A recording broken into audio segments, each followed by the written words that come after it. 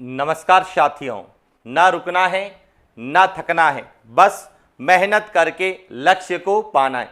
इसी उद्देश्य और मोटिवेशन के साथ हम लोग राजस्थान के भूगोल में बात कर रहे हैं। राजस्थान का अपवाह तंत्र, ड्रेनेज सिस्टम ऑफ राजस्थान। इसमें हम लोग अध्ययन कर रहे हैं अरब सागरीय नदी तंत्र के बारे में कि अरब सागरीय नदी तंत्र क्या है, अरब सागरीय नदी तंत्र की क्या विशेषता है और अरब सागरीय नदी तंत्र में कौन कौन सी नदियां हैं। तो पिछले क्लास में हम लोगों ने जो है अरब सागरीय नदी तंत्र के बारे में पढ़ा कि वे नदियां जो अपना जल प्रत्यक्ष या अप्रत्यक्ष रूप से अरब सागर में ले जाती है, अरब सागरीय नदी तंत्र कहलाता है। और अरब सागरीय नदी तंत्र राजस्थान के कुल अपवाह तंत्र का लगभग 16 से 17%, यानी कि यह राजस्थान का सबसे छोटा अपवाह तंत्र है।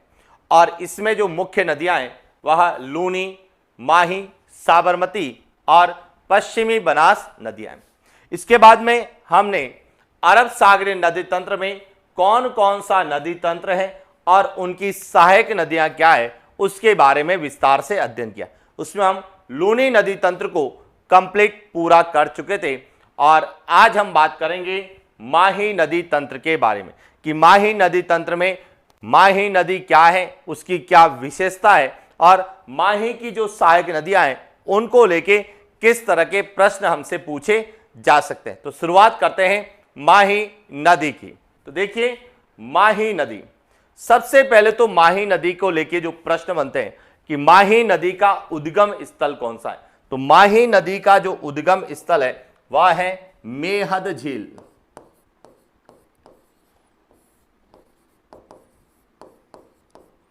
मेहद झील किस राज्य में है? मध्य प्रदेश। यानी कि माही नदी मेहद झील मध्य प्रदेश से निकलती है और राजस्थान में प्रवेश खांडू बांसवाड़ा। खांडू बांसवाड़ा से यह राजस्थान में प्रवेश करती है। इसके बाद इसका प्रवाह क्षेत्र यह राजस्थान के दो जिलों में बहती है, एक बांसवाड़ा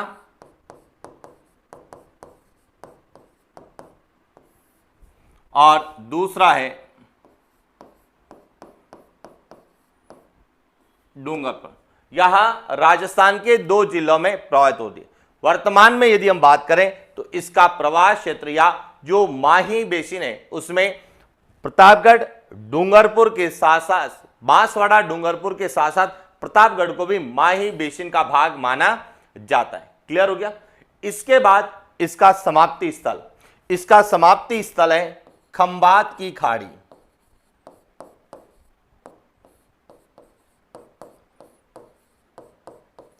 खंबात की खाड़ी गुजरात।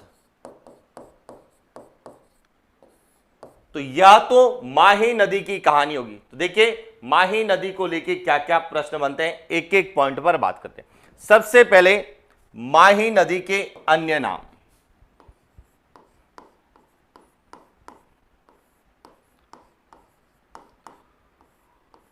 माही नदी को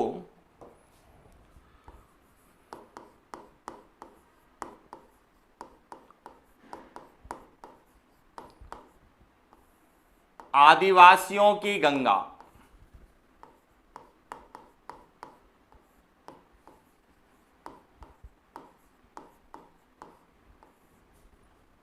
काठल की गंगा और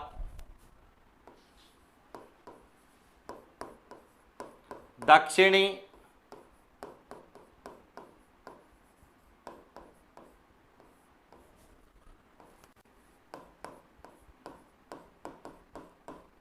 राजस्थान की गंगा कहा जाता है। यानी कि माही नदी का अन्य नाम क्या है?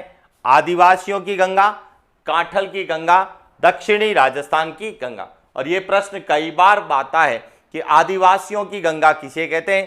तो माही नदी को कहा जाता है। इसके बाद आता है माही नदी का उद्गम स्थल।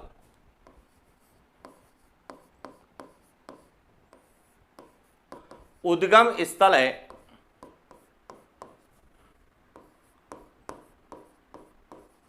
मेहद झील मध्य प्रदेश।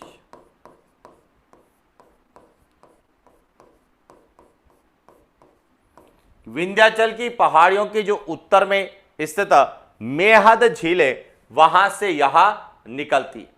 राजस्थान में प्रवेश, क्योंकि यह राजस्थान के बाहर से निकलती है तो राजस्थान में इसका प्रवेश।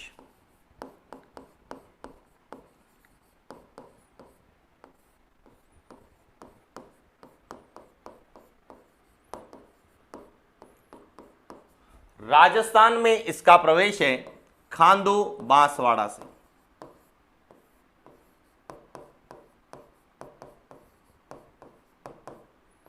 खांडू बांसवाड़ा से यह राजस्थान में प्रवेश करती है। इसके बाद इसका प्रवाह क्षेत्र,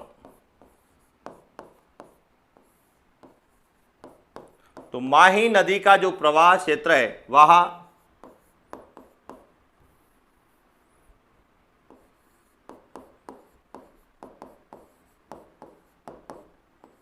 बांसवाड़ा और डूंगरपुर है। लेकिन माही बेसिन में हम बांसवाड़ा डूंगरपुर के साथ साथ प्रतापगढ़ जिले को भी क्या करते हैं, शामिल करते हैं। इसके बाद आता है इसका समाप्ति स्थल।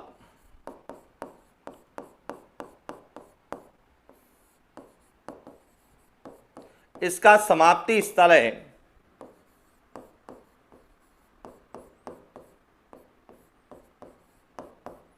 खंभात की खाड़ी गुजरात।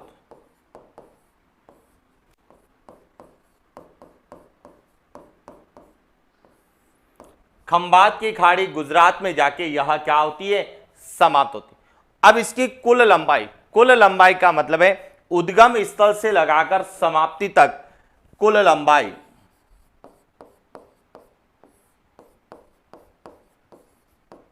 इसकी कुल लंबाई जो है वह 576 किलोमीटर है। और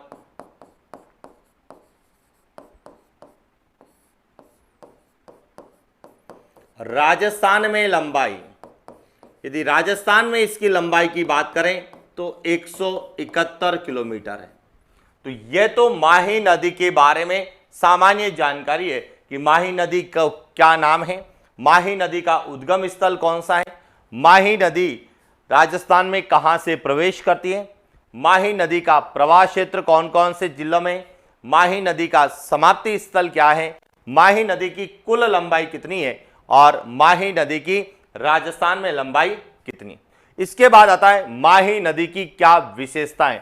तो देखिए माही नदी की विशेषताएं बात करें तो विशेषताओं में सबसे पहली जो विशेषता है वह है माही नदी कर्क रेखा को 2 बार काटती है। माही नदी कर्क रेखा 23.5 डिग्री उत्तरी अक्षांश को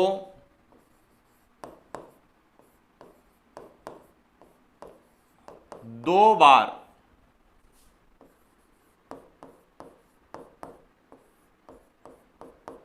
काटते हैं कि कर्क रेखा राजस्थान के डूंगरपुर और बांसवाड़ा जिलों से गुजरती है और माही नदी जब बांसवाड़ा से राजस्थान में प्रवेश करते हुए जब डूंगरपुर से होते हुए गुजरात जाती है तो एक बार वह बांसवाड़ा में काटती है, एक बार वह डूंगरपुर में काटती है। इसीलिए हम कहते हैं कि माही नदी कर्क रेखा को 2 बार काटती है और माही नदी विश्व की एकमात्र नदी है जो कि कर्क रेखा को 2 बार विभाजित करती है। कैसे करती है देखिए, यह जो माही नदी है और कर्क रेखा जो है वह इस प्रकार से है।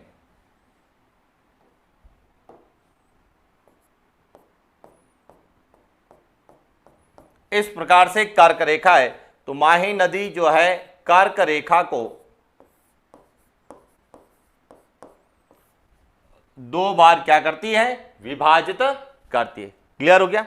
इसके बाद दूसरी जो विशेषता है जो सबसे इंपॉर्टेंट है कि माही और माही की सहायक नदियां हैं सोम और जाखम। तो माही सोम जाखम पर जो त्रिवेणी संगम है वहां पर माघ पूर्णिमा को एक मेला भरता है जिसे बेणेश्वर मेला या आदिवासियों का कुंभ कहा जाता है। माही, सोम, जाखम,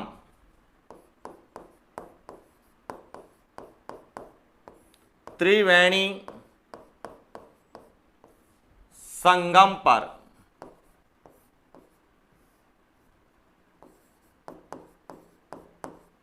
बेणेश्वर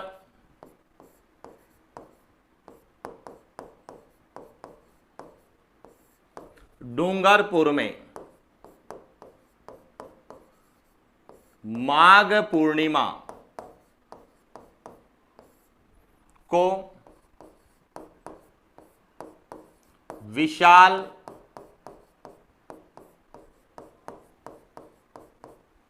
मेला भरता है जिसे आदिवासियों का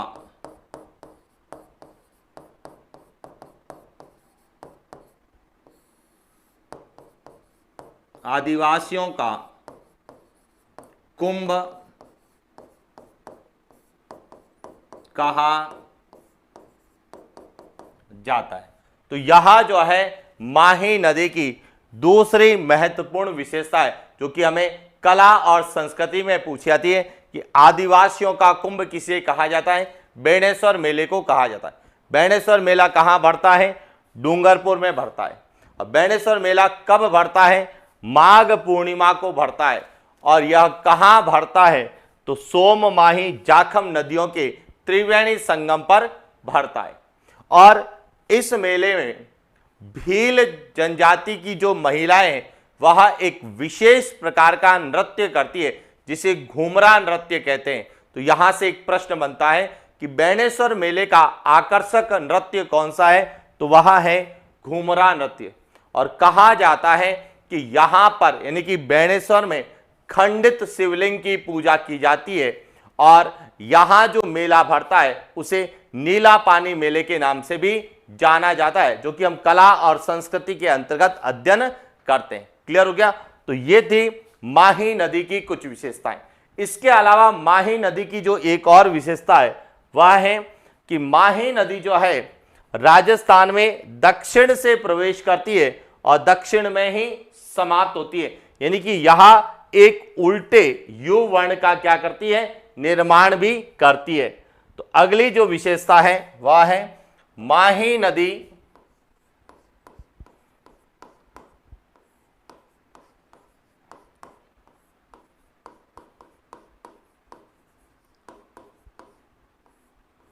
राजस्थान में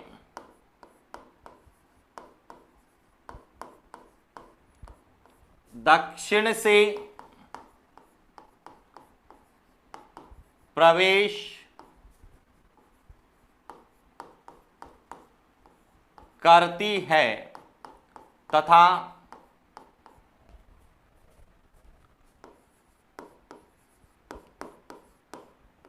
दक्षिण में ही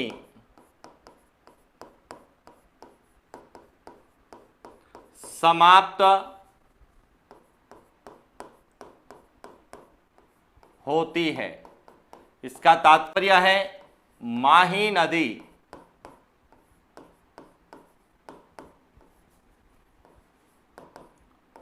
अंग्रेजी के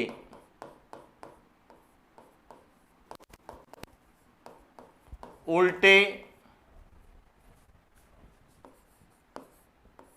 यू वर्ण का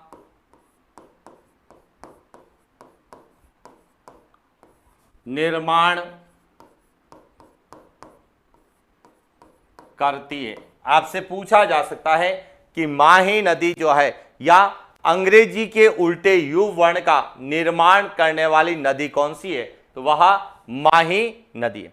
इसके बाद जो माही नदी के आसपास का क्षेत्र है जिसे हम क्या बोलते हैं? माही बेसिन।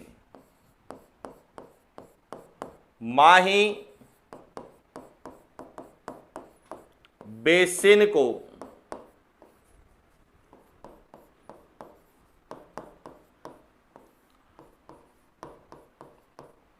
प्राचीन काल में पुष्प प्रदेश के नाम से, पुष्प प्रदेश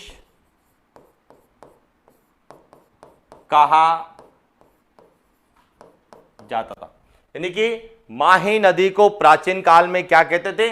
पुष्प प्रदेश कहते थे। यानी कि माही नदी के आसपास का क्षेत्र, माही बेसिन को प्राचीन काल में पुष्प प्रदेश की संज्ञा दी गई। क्यों दी गई? क्योंकि माही बेसिन में जो है सबसे ज्यादा महुआ होता है और महुए के पुष्प से यहां के आदिवासी लोग देसी शराब, जिसे स्थानीय भाषा में मोकड़ी कहते हैं, उसका निर्माण करने के कारण इस माही बेसिन को प्राचीन काल में पुष्प प्रदेश कहा जाता था। वर्तमान में माही बेसिन जो है इसको 3 भागों में विभाजित किया गया। कितने भागों में? 3 भागों में। माही बेसिन को 3 भागों में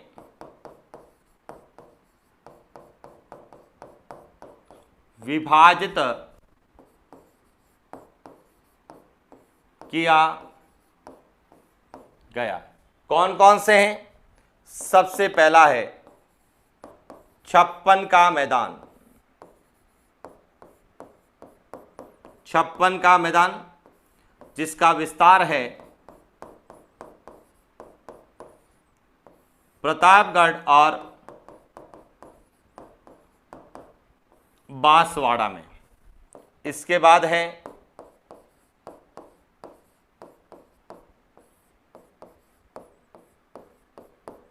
कांठल का मैदान, इसका विस्तार है प्रतापगढ़ में। और तीसरा है वांगड़ प्रदेश, इसका विस्तार है डूंगरपुर,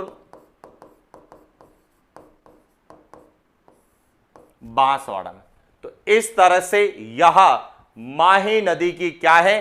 प्रमुख विशेषताएं हैं कि माही नदी को क्या कहा जाता है, माही नदी के किनारे कौन सा मेला भरता है, और साथ ही साथ माही नदी जो कि राजस्थान में अंग्रेजी के उल्टे यू वर्ण का निर्माण करती है और कर्क रेखा को भी 2 बार विभाजित करती है।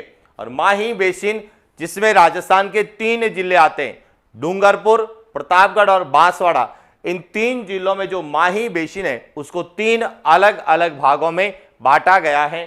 छप्पन का मैदान, कांठल का मैदान और वांगड़ प्रदेश। क्लियर हो गया? ये तो थी माही नदी की कहानी।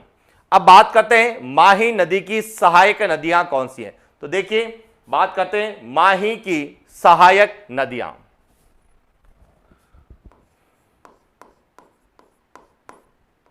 माही नदी की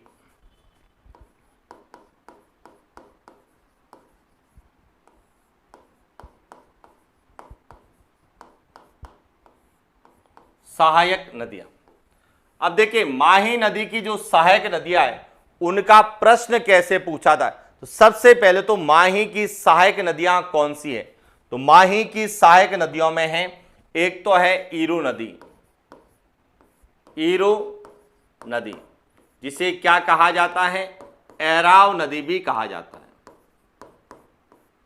उसके बाद है चाप नदी,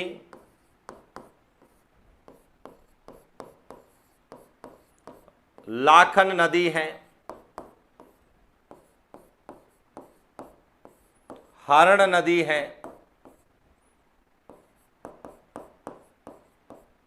सोम नदी है,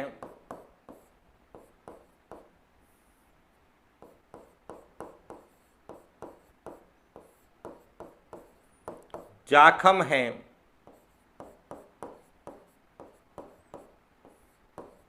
मोरैन नदी है,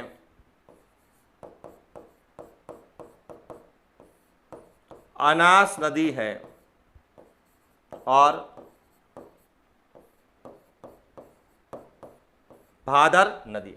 अब जो इनका प्रश्न पूछा जाता है कि माही नदी की सहायक नदियों का, तो सबसे इंपॉर्टेंट प्रश्न आता है कि उद्गम से समाप्ति की ओर माही नदी में मिलने वाली सहायक नदियां कौन सी हैं। तो ध्यान रखना, ऐसे प्रश्न जो है मानचित्र के द्वारा ही सही होते हैं जिन्होंने मैप बेस स्टडी कर रखी है। जैसे यहां माही नदी है, तो माही नदी में सबसे पहले कौन सी नदी मिलती है, तो यहां जो नदी है, एक एक नदी की बात करेंगे। सबसे पहले यहां नदी है, यह है ईरू नदी, जिसे क्या कहा जाता है, एराव। माही नदी में सबसे पहले मिलने वाली नदी कौन सी है, ईरू। इसके बाद दूसरी जो है यह है चाप, तीसरी जो है लाखन, उसके बाद है जाखम,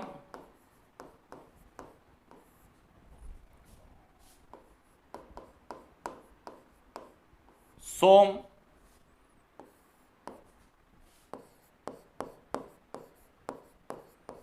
मोरेन,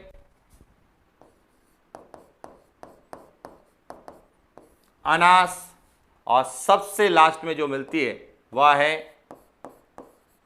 भादर। तो माही नदी में सबसे पहले कौन सी मिलती है, ईरू या एराव नदी मिलती है, और सबसे अंत में कौन सी मिलती है, भादर। लेकिन भादर जो है वह गुजरात में मिलती है। राजस्थान में सबसे अंत में मिलने वाली कौन सी है, अनास नदी है। तो अब हम जो माही नदी की सहायक नदियों का उद्गम से समाप्ति की और क्रम पूछा जाए, तो ईरो, चाप, लाखन, जाखम, सोम, मोरेन, अनास और भादर नदी है। क्लियर हो गया। अब कई बार जो है इन नदियों की विशेषताओं को पूछा जाता है, और माही नदी की जो सहायक नदियां हैं उनको लेके क्या प्रश्न बनते हैं, एक एक पॉइंट पर हम लोग बात करते हैं, और केवल विशेषताएं यहां से पूछी जाती है, और जो भी पूछी जाएगी उन बिंदुओं पर हम चर्चा करेंगे। तो बात करते हैं माही की सहायक नदियों की। तो यहां माही की सहायक नदियां हैं, उसमें सबसे पहले बात करते हैं ईरू नदी की। ईरू नदी, या जिसे हम कहते हैं एराव नदी। अब देखिए, यहां बांसवाड़ा से निकलती है, बांसवाड़ा में बहती है, और बांसवाड़ा में ही माही नदी में जो है मिल जाती है। इसका मतलब इसका उद्गम स्थल, प्रवास क्षेत्र और समाप्ति स्थल तीनों एक ही होने के कारण इनकी जो है उद्गम, प्रवास क्षेत्र और समाप्ति स्थल नहीं पूछे थे। ईरू या एराव नदी की विशेषता पूछी जाती है। क्या विशेषता है, देखिए इसकी विशेषता है, ईरू नदी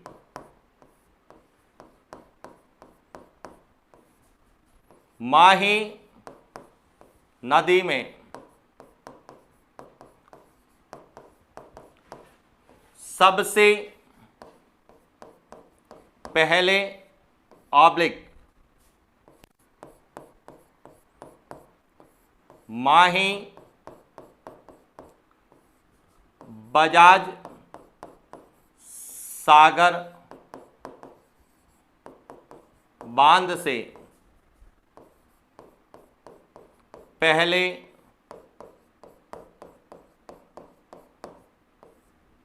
मिलने वाली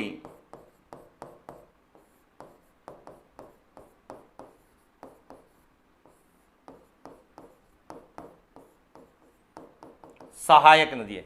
यानी कि ईरू नदी जो है यहां माही नदी में सबसे पहले मिलती है, और माही बजाज सागर जो बांध है, जो कि दक्षिण राजस्थान या बांसवाड़ा की सबसे बड़ी आदिवासी क्षेत्र की सबसे बड़ी जो परियोजना है, उस बांध से पहले मिलती है। बाकी शेष सभी नदियां, ईरू के बाद जितनी भी नदियां हैं, यहां सब जो है इस बांध के बाद में मिलती है। तो यहां से इसलिए प्रश्न पूछा जाता है क्योंकि यहां माही बजाज सागर बांध से पहले मिलती है। और प्रश्न कई बार पूछा गया है कि माही बजाज सागर परियोजना से पहले मिलने वाली नदी कौन सी है? तो इरु या एराव नदी है। इसके बाद है चाप और लाखन। देखिए चाप और लाखन की बात करते हैं तो यह भी बांसवाड़ा से निकलती है, बांसवाड़ा में बहती है और बांसवाड़ा में भी समाप्त होती है। जैसे चाप नदी है, यहां कालिंजर की पहाड़ियां बांसवाड़ा से निकलती है, यानी कि बात करते हैं चाप नदी की। चाप नदी इसका उद्गम स्थल है, उद्गम स्थल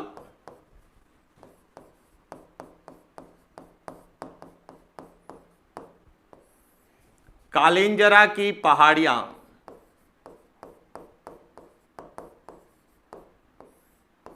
बांसवाड़ा। कालिंजरा की पहाड़ियां बांसवाड़ा से निकलती हैं।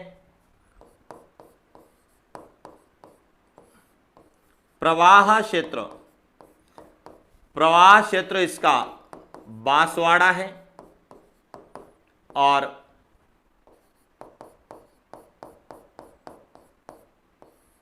समाप्ति स्थल जो है वह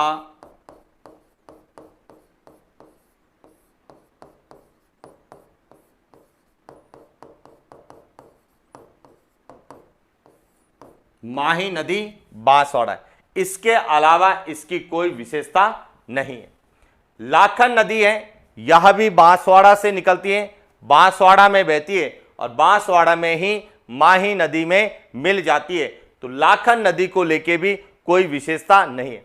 हरण भी, जो कि माही की केवल सहायक नदी के रूप में हम लोग पढ़ते हैं, इसके बारे में हमें विस्तार से कहीं पर भी उल्लेख नहीं मिलता है। केवल उल्लेख मिलता है कि हरण नदी जो है यह माही की सहायक नदी है। इसके बाद आता है जाखम या सोम नदी। तो देखिए पहले हम जाखम नदी की बात करते हैं कि जाखम नदी को लेके क्या प्रश्न बनते हैं।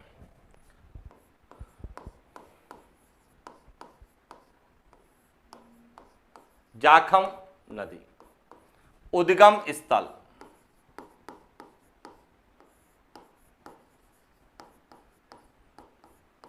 जाखम नदी जो है यहां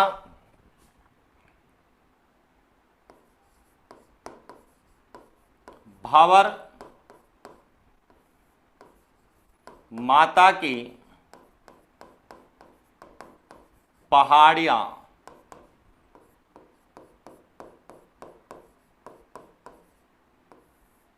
प्रतापगढ़ से निकलती है। इसके बाद इसका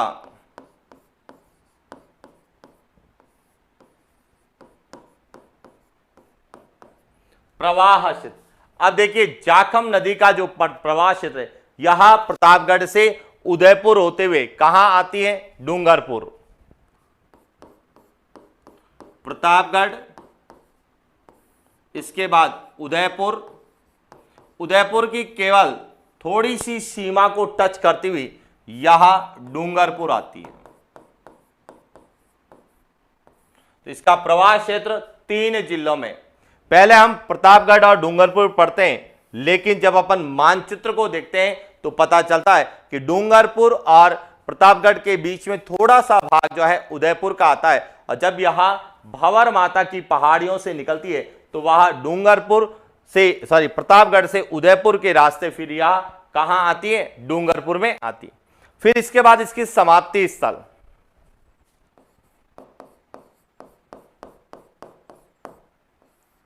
इसके समाप्ति स्थल जो है वह है माही नदी बेणेश्वर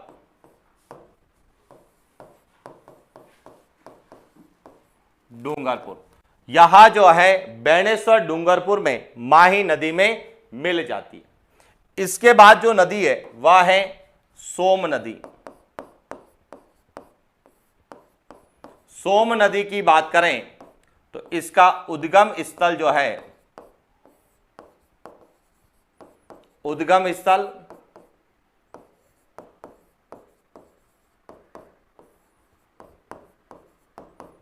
बिच्छा मेड़ा की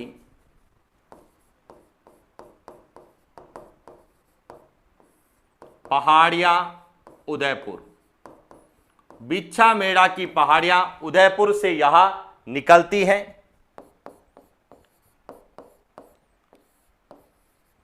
प्रवाह क्षेत्र यहां उदयपुर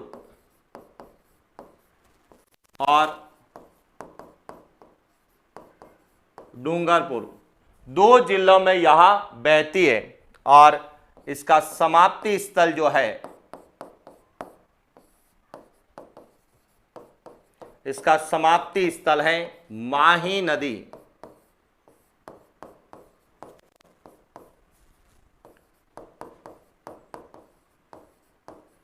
बेणेश्वर,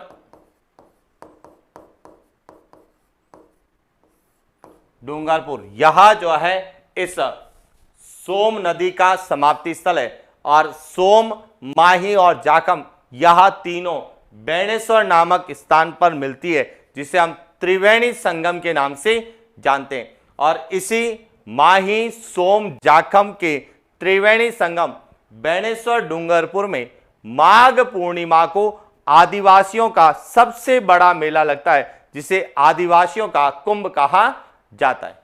क्लियर हो गया कि जाखम और सोम नदी। इसके बाद पूछी जाती है मोरेन नदी। कौन सी? मोरेन।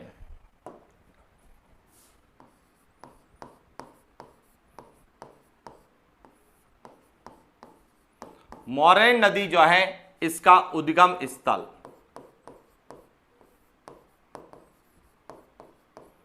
इसका उद्गम स्थल है डूंगरपुर या डूंगरपुर की पहाड़ियां। उद्गम स्थल है डूंगरपुर की पहाड़ियां। इसका प्रवाह क्षेत्र, प्रवाह क्षेत्र है डूंगरपुर और इसका समाप्ति स्थल जो है वह है माही नदी, गलियाकोट।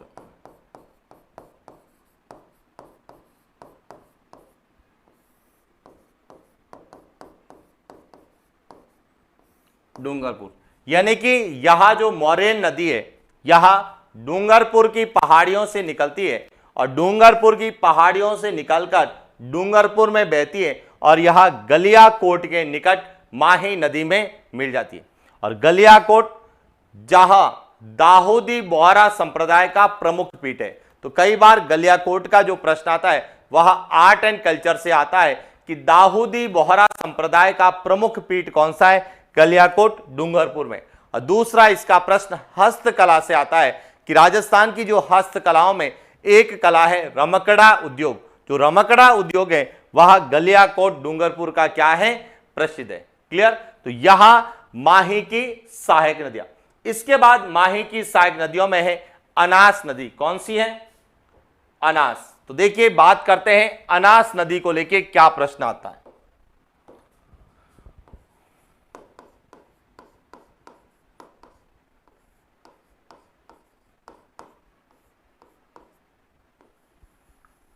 अनास नदी सबसे पहला इसका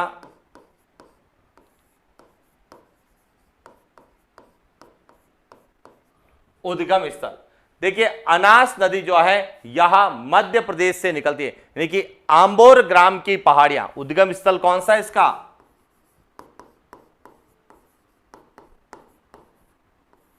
आंबोर ग्राम की पहाड़ियां, मध्य प्रदेश। यह आंबोर ग्राम की पहाड़ियां मध्य प्रदेश से निकलती है। तो जब मध्य प्रदेश से निकलती है तो राजस्थान में प्रवेश, राजस्थान में जो इसका प्रवेश है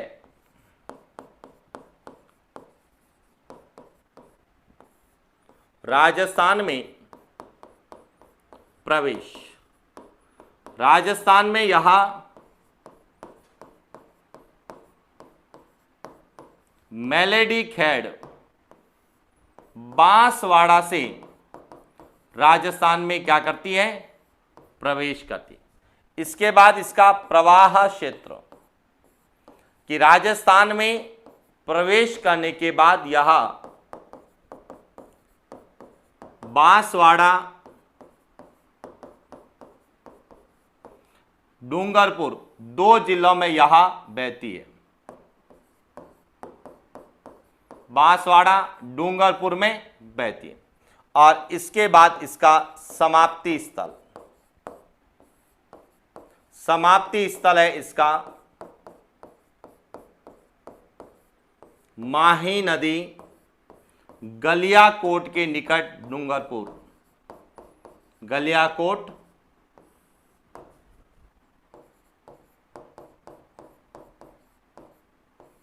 डूंगरपुर, यह अनास नदी की। अब जो अनास नदी की विशेषता है वह हमसे ज्यादा पूछा थी।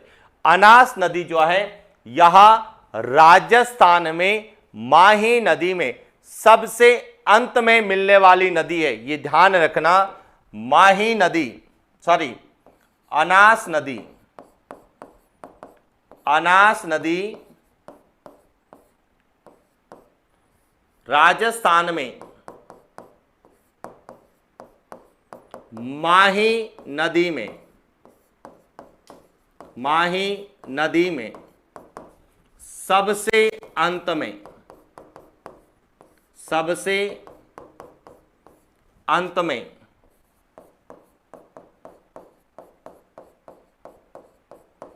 मिलने वाली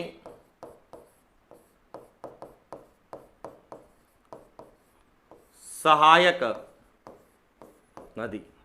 ध्यान रखना यह राजस्थान में सबसे अंत में मिलती है, लेकिन प्रश्न आता है कि माही नदी में सबसे अंत में मिलने वाली सहायक नदी कौन सी है? तो माही नदी में सबसे अंत में मिलती है भादर नदी। लेकिन पूछा जाए कि राजस्थान में सबसे अंत में मिलने वाली कौन सी है, देखिए समझना कैसे। यहां देखिए, यहां अनास नदी आती है और यह डूंगरपुर में गलियाकोट के निकट जो है माही नदी में मिलती है। इसके बाद राजस्थान में कोई भी सहायक नदी नहीं मिलती। भादर जो नदी है यह डूंगरपुर से निकलने के बाद गुजरात में मिलती है। इसीलिए कहते हैं कि राजस्थान में सबसे अंत में मिलने वाली सहायक नदी कौन सी है? अनास है। क्लियर?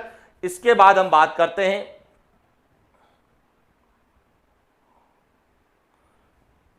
अंतिम जो सहायक नदी है जिसे हम कहते हैं भादर नदी।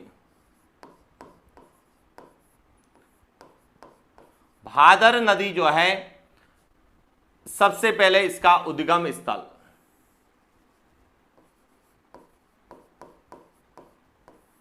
इसका उद्गम स्थल है डूंगरपुर, या कई जगह लिखा हुआ है डूंगरपुर की पहाड़ियां। डूंगरपुर से यहां निकलती है। डूंगरपुर में जो है कंगुआ गांव है, कंगुआ गांव के समीप यह डूंगरपुर से निकलती है। इसके बाद इसका प्रवाह क्षेत्र, इसका जो प्रवाह क्षेत्र है वह राजस्थान में केवल एक ही जिले में है, डूंगरपुर में, क्योंकि यह डूंगरपुर से निकलती है और डूंगरपुर में बहने के बाद यह गुजरात चली जाती है और गुजरात में यह जाके माही नदी में मिलती है। तो इसका जो समाप्ति स्थल है, समाप्ति स्थल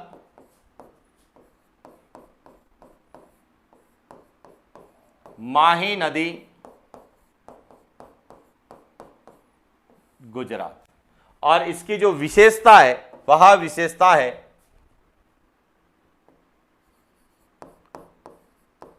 भादर नदी माही नदी में सबसे अंत में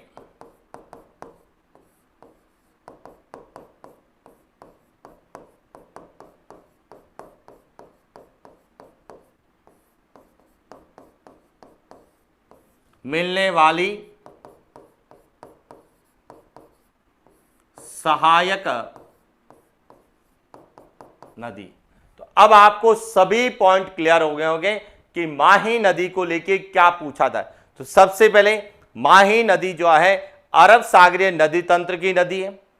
माही नदी जो कि राजस्थान, गुजरात और मध्य प्रदेश 3 राज्यों में बहती है। यह भी ध्यान रखना कि माही नदी का कई बार प्रश्न आता है कि यह कितने राज्यों में बहती है, तो माही नदी जो है 3 राज्यों में प्रवाहित होती है। माही नदी मध्य प्रदेश,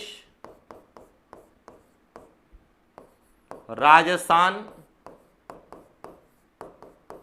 गुजरात, 3 राज्यों में बहती है। और यह 3 राज्यों में बहने के साथ ही अंग्रेजी के उल्टे यू वर्ण का निर्माण करती है और साथ ही साथ कर्क रेखा को 2 बार काटती है। और माही की सहायक नदियों में जो प्रश्न आते हैं वह आते हैं उद्गम से समाप्ति की ओर, यानी उद्गम से मुहाने की ओर माही नदी में मिलने वाली नदियों का क्रम पूछा जाता है। और जो हमने क्रम लिखा है, कौन सा क्रम, यह जो क्रम लिखा है यह उद्गम से समाप्ति की ओर क्रम लिखा है। और इसमें सबसे पहले इरु या एराव नदी मिलती है, राजस्थान में सबसे अंत में अनास मिलती है और माही में सबसे अंत में कौन सी, भादर नदी मिलती है। तो ये था हमारा माही नदी को लेके जो भी कॉन्सेप्ट पूछे जाते हैं, जो भी फैक्ट पूछे जाते हैं और साथ ही साथ उनकी सहायक नदियों को लेके जो भी हमें पूछा जाता है। और इसके बाद जो है हम बात करने वाले हैं कि अरब सागरीय नदी तंत्र में माही नदी के बाद में जो और मुख्य नदियां हैं उनके बारे में भी हम विस्तार से चर्चा करने वाले हैं। जैसे साबरमती नदी है और जो है पश्चिमी बनास नदी, जिनको लेके प्रश्न बहुत कम पूछे जाते हैं लेकिन एग्जाम में पूछे जरूर जाते हैं। तो बात करेंगे जो है साबरमती नदी और पश्चिमी बनास नदी की। अब बात करते हैं साबरमती नदी की। देखिए, साबरमती नदी की राजस्थान में ज्यादा विशेषता नहीं है। साबरमती नदी राजस्थान से निकलती है लेकिन मुख्य रूप से यह गुजरात में बहती है, इसीलिए इसके संबंधित जो भी विशेषताएं वह गुजरात की। लेकिन यदि राजस्थान से जो प्रश्न बनते हैं, क्योंकि राजस्थान से निकलती है, राजस्थान के अपवाह क्षेत्र के अंतर्गत यह आती है, तो राजस्थान को लेके क्या प्रश्न बनते हैं उन पर बात करते हैं। तो सबसे पहले साबरमती नदी जो है इसका कोई अन्य नाम नहीं है। उद्गम स्थल आपको याद रखना है, यह अरावली की पहाड़ियां,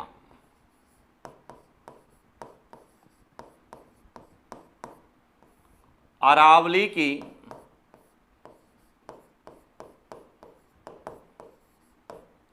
पहाड़ियां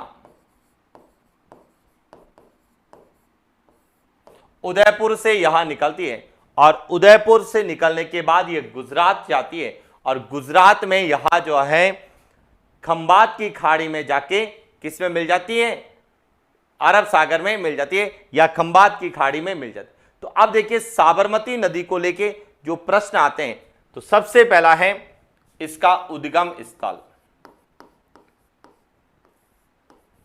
उद्गम स्थल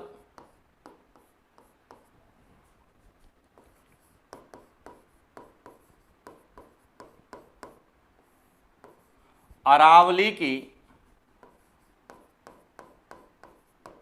पहाड़ियां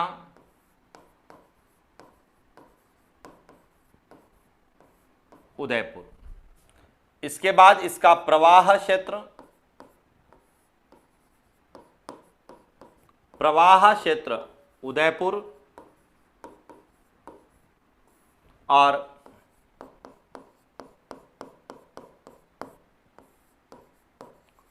समाप्ति स्थल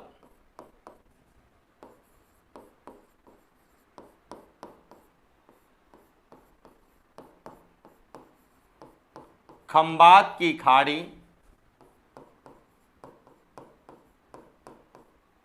गुजरात। यह तो साबरमती नदी की जो है सामान्य जानकारी, कहां से निकलती है, किस जिले में बहती है और कहां पे जाके यह समाप्त होती है। इसके बाद साबरमती नदी की जो विशेषताएं हैं वह है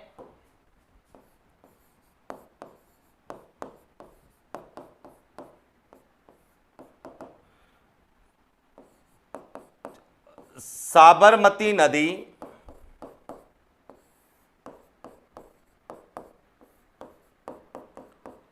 राजस्थान में न्यूनतम प्रवाह क्षेत्र वाली नदी है। राजस्थान में सबसे कम जो प्रवाह क्षेत्र है, क्योंकि मुख्य नदियां जितने भी हम लोग पढ़ेंगे उसमें न्यूनतम प्रवाह क्षेत्र किस नदी का है? साबरमती का है। और इसीलिए इसका प्रश्न आता है कि कौन सी नदी राजस्थान से निकलती है लेकिन राजस्थान में नहीं बहती है? तो साबरमती नदी जिसका प्रवाह क्षेत्र कम है, यहां राजस्थान से निकलती है लेकिन राजस्थान में नहीं बहती, यहां जो है मुख्य रूप से गुजरात में बहती है। और इसीलिए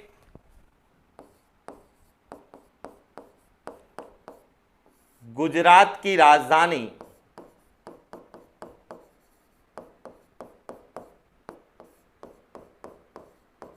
गांधीनगर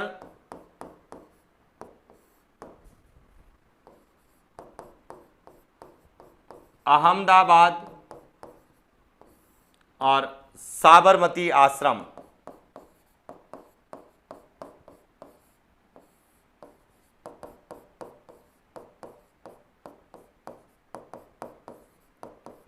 साबरमती नदी के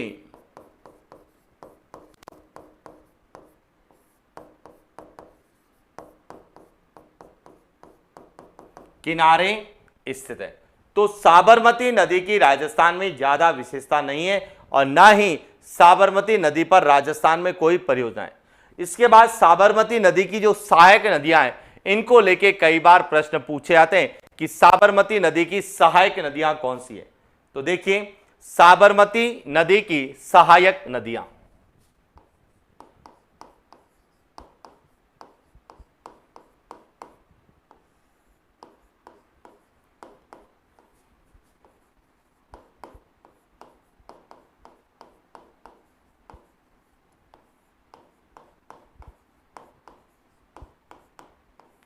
साबरमती नदी की जो सहायक नदियां हैं उसमें जो मुख्य है, एक तो है मानसी नदी, मानसी नदी है,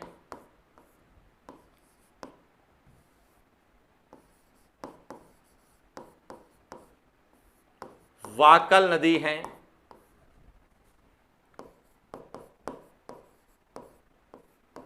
सेई नदी है,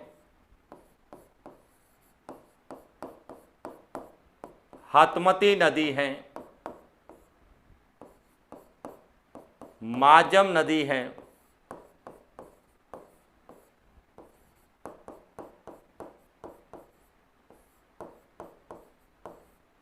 वेत्रक है और मसवा नदी। यह सभी जो है साबरमती की सहायक नदियां। अब इसमें से जो है मुख्य रूप से जो पूछी जाती है वह मानसी और वाकल पूछी जाती है कि मानसी वाकल परियोजना, मानसी वाकल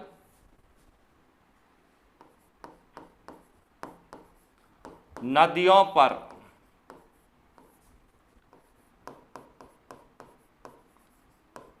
राजस्थान की सबसे लंबी जल सुरंग देवास जल सुरंग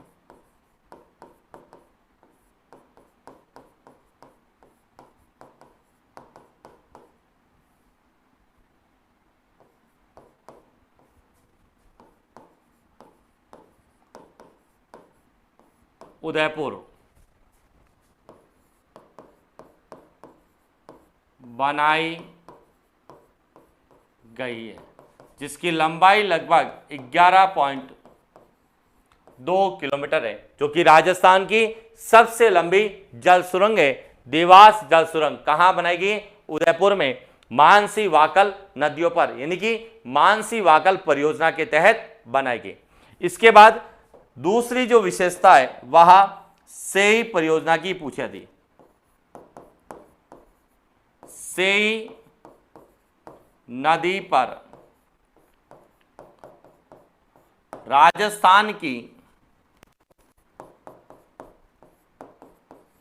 पहली जल सुरंग,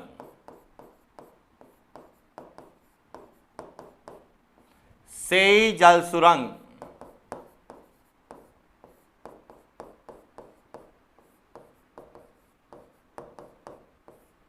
उदयपुर में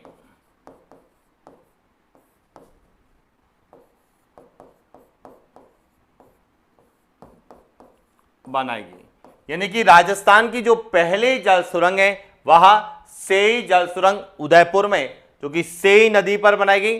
और राजस्थान की सबसे लंबी जो जल सुरंग है देवास जल सुरंग, वह भी उदयपुर में बनाई गई। तो यह थी साबरमती नदी, जिसको लेके हमें प्रश्न पूछे जा सकते हैं। इसके बाद जो आती है वह है पश्चिमी बनास नदी। देखिए, बनास नदी जो है वह बंगाल की खाड़ी में आती है, लेकिन पश्चिमी बनास नदी जो है वह अरब सागर में आती है। क्यों? क्योंकि बनास नदी वह अरावली के पूरब में प्रवाहित होती है, और जो अरावली के पूरब की नदियां हैं वह बंगाल की खाड़ी की है, और पश्चिमी बनास नदी अरावली के पश्चिम में प्रवाहित होती है। और जो अरावली के पश्चिम में प्रवाहित नदियां हैं वे सभी अरब सागरीय नदी तंत्र में जाती है। तो इसीलिए ध्यान रखना, पश्चिमी बनास नदी जो है वह अरब सागरीय नदी तंत्र की है। तो बात करते हैं पश्चिमी बनास नदी की। तो देखिए, पश्चिमी बनास नदी की भी राजस्थान में ज्यादा विशेषता नहीं है। सबसे पहले बात करें पश्चिमी बनास नदी का जो उद्गम स्थल है वह है नया सनवाड़,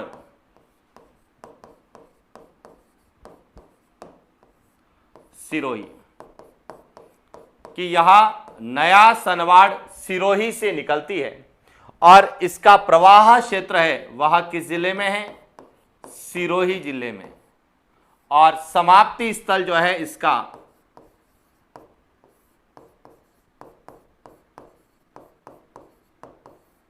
कच्छ की खाड़ी। कहां पे है? गुजरात में। तो देखिए, पश्चिमी बनास की बात करें तो उद्गम स्थल, इसका जो उद्गम स्थल है वह है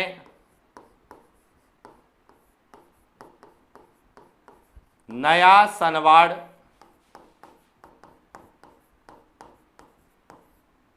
सिरोही। इसके बाद इसका प्रवाह क्षेत्र, इसका प्रवाह क्षेत्र है वह है सिरोही, और समाप्ति स्थल, इसके समाप्ति स्थल है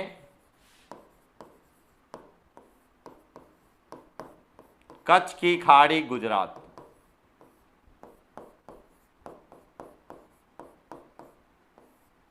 अब इसकी राजस्थान में विशेषता नहीं है। राजस्थान में केवल इस पर एक बांध बनाया गया है जिसे हम पश्चिमी बनास परियोजना कहते हैं, और पश्चिमी बनास परियोजना पश्चिमी बनास नदी पर सिरोही जिले में, और यह सिरोही जिले की मुख्य परियोजना है। लेकिन इसकी विशेषता यदि बात करें तो केवल गुजरात में है, और वह विशेषता है कि गुजरात का प्रमुख शहर, गुजरात का शहर डीसा, डीसा पश्चिमी बनास नदी,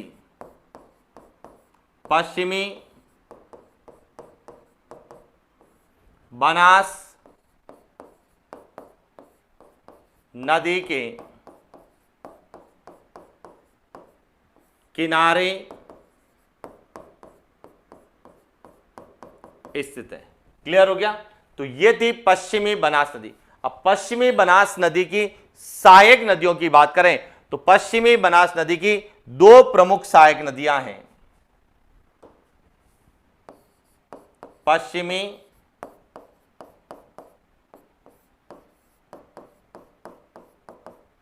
बनास नदी की